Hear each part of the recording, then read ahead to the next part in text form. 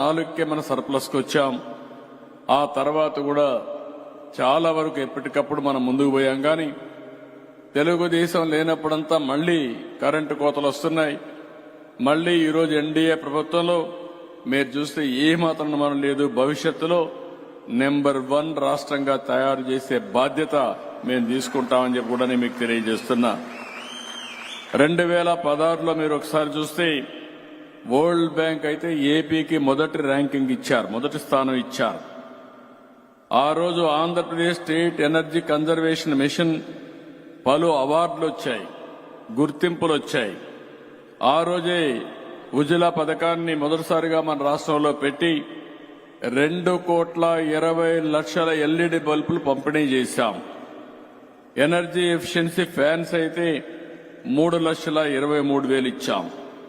1,48,000 tube లైట్లు ఇచ్చాం. 26,59,000 energy efficiency వీధి లైట్లతో ఎక్కడికక్కడ దీన్ని కూడా సెన్సార్లు పెట్టి అన్ని గ్రామాల్లో వెలుగులు నింపింది ఆరో తెలుగుదేశం ప్రభుత్వం అని చెప్పి కూడా మీకు తెలియజేస్తున్నా.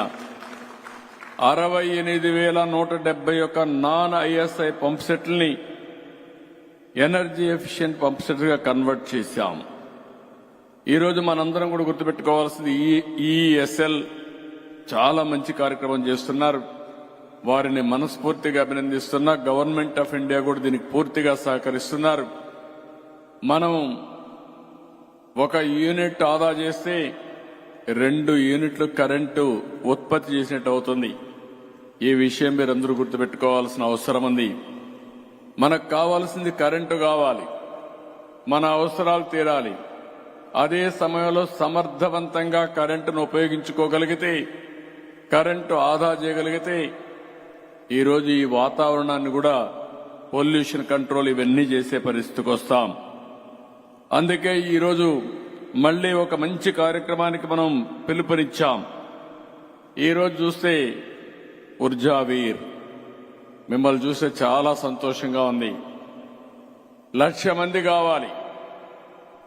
15 రోజుల మునిపే మీకు పిలిపించారు. ఆన్లైన్లో ట్రైనింగ్ ఇచ్చారు. 12,000 మంది రిజిస్ట్రేషన్ చేసుకున్నారు, ట్రైనింగ్ తీసుకున్నారు. కొంతమంది ఆపరేషన్ కూడా స్టార్ట్ చేసేశారు.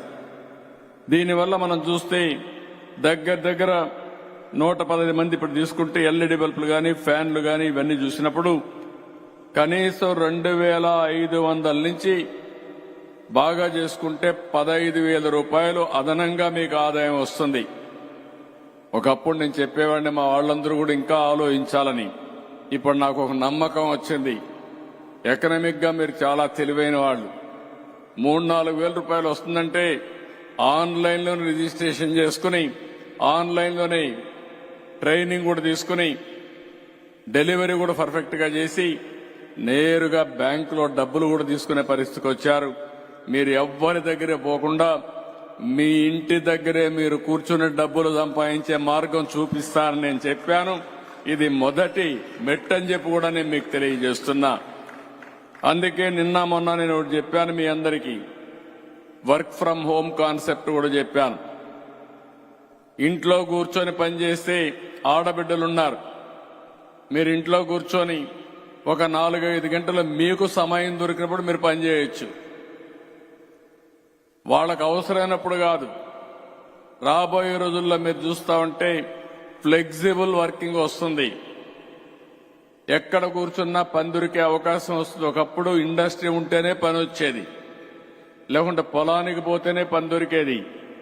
ఈరోజు చదువుకున్న తర్వాత వర్చువల్ వర్కింగ్ లో ఇంటి దగ్గర కూర్చున్నా పని చేసుకునే అవకాశాలు వస్తున్నాయంటే దీనికి కావాల్సింది స్కిల్స్ కావాలి. అందుకే నిన్న కూడా నేను మాట్లాడాను, మళ్లీ చెప్తున్నా. ప్రపంచానికి సేవలు చేసే అవకాశం భారతదేశానికి ఉంది. అందులో మొదటి స్థానంలో ఆంధ్రప్రదేశ్ రాష్ట్రం ఉంటుందని చెప్పి కూడా నేను మీకు తెలియజేస్తున్నా. దాంట్లో వేరియస్ కాన్సెప్ట్ తీసుకొస్తాం. వర్క్ ఫ్రం హోమ్ తీసుకొస్తాం. నేబర్హుడ్ లో అంటే ఇంట్లో జాగా లేకపోతే పక్కన ఎవరన్నా ఇల్లుంటే ఆ ఇంట్లో ఉంటే ఆ రూమ్ తీసుకుంటాం. లేకపోతే వర్క్ స్టేషన్స్ క్రియేట్ చేసి ట్రైనింగ్ ఇస్తాం. ఏదో 5,000, 10,000 రూపాయలు సంపాదించి చాలని కాదు. ఎంత స్కిల్స్ అప్గ్రేడ్ చేస్తే మీకు కొత్త కొత్త టెక్నాలజీస్ నేర్పిస్తే మీ ప్రొడక్టివిటీ పెరుగుతుంది, తద్వారా మీ ఆదాయాలు పెరుగుతాయని చెప్పి కూడా నేను మీకు తెలియజేస్తున్నా. అందుకే మన పిల్లలకు ఉద్యోగాలు రావాలంటే ఏదైతే వర్కింగ్ స్పేస్ కింద పెద్ద పెద్ద కాంప్లెక్స్ కూడా పెట్టి ఎవరైతే అక్కడ కంపెనీస్ వస్తాయో వాళ్ళని కూడా ప్రోత్సహిస్తాం. ఒక పక్క ఇండస్ట్రీస్ వస్తాయి, ఒక పక్క ఇండస్ట్రీస్ సర్వీస్ సెక్టర్ ని బాగా అభివృద్ధి చేస్తాం, ఇంకొక పక్క